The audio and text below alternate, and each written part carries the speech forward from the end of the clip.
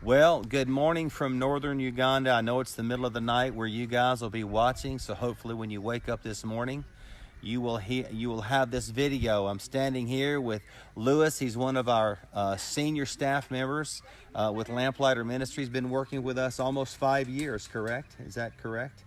Yes.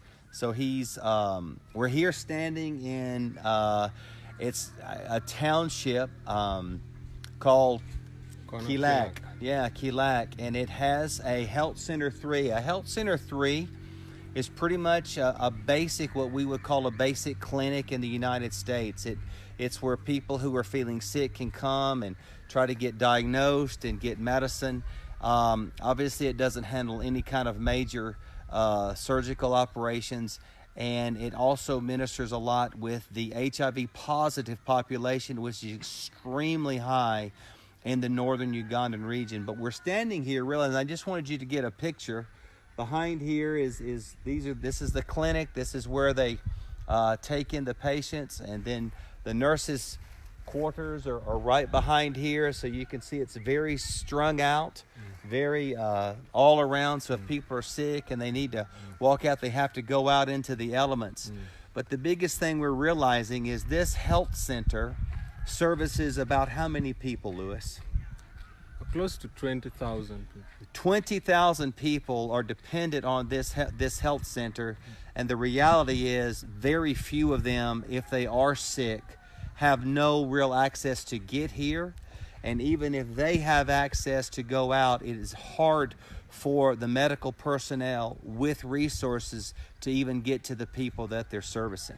So it's become a real challenge in the northern area. This is not like most of Uganda. It's just a problem here in the north, correct? Yes. And so what are some of the things that are needed to see this problem be remedied? Because healthcare is in of itself one of the most critical things to sustaining a good, strong population, whereas the average Ugandan lifespan presently is around 54 years old, and it's so low primarily because of how low the accessibility to health care and nutrition and industry is in the northern part of the country where we're working. So what are some things that you see as a real need here for this area? Well, talking with one of the staff here, he highlights some key things. One is that the population has difficulty accessing this health facility because of distance, which is 20-25 miles from here.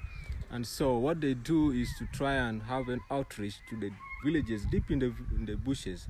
And so they are also limited by transport. They had to ride on motorcycles, which here we call border borders. And sometimes the resources to hire this is not there. And also they have limited staff. So sometimes one person has to do the job of 5-6 people. So at the end of the day, you wear out even before sunset. So it's quite a challenge here. It's a real sacrifice to be here, but it's worth it because a healthy population is the engine we need in this country, in this part of the world, to be able to bring about development that is can have a future prospect that is promising. And so the other issues that they bring out is that sometimes the basic tools like thermometer, glucometer, these measurements devices are lacking. So you find well-equipped staff is not able to do their job simply because that is lacking.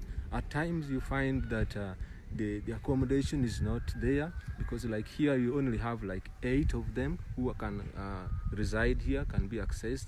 In other cases, some cases, part of them have gone back to further the education, so that brings a shortage. Sometimes you have situations where even if they go to the villages, they are not able to serve everybody because others still hide.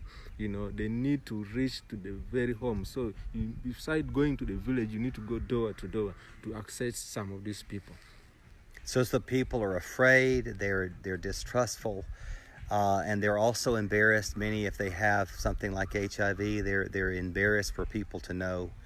But I just, when I'm thinking about this, the Bible tells us, the 1 John, that how can we who have the wealth of the earth look at our neighbor, our friend, our brother, and say, be blessed, go in peace with the gospel, and yet not realize that their physical needs are preventing them from even encountering the reality of God. And so as we are Lamplighter Ministries here, we want to share the light of the gospel.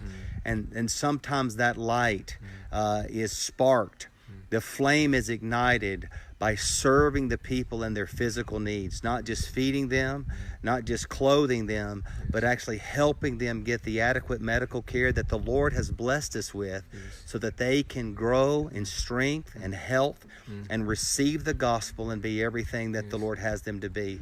So I just wanted you to hear from our fellow worker and someone who loves Uganda, who is he's not from the northern area. He's actually from the northwestern part of Uganda. So he's actually moved over here. He sees his service here with Lamplighter as a calling of God. Lewis has been an incredible blessing to Lamplighter Ministries, to our director, Carter Etheridge, and to me as a friend. So I just thank you, Lewis, for loving your people well, for loving us. You are a blessing. Yeah, thank you so much. Thank you too. Lord bless you. Lord bless you.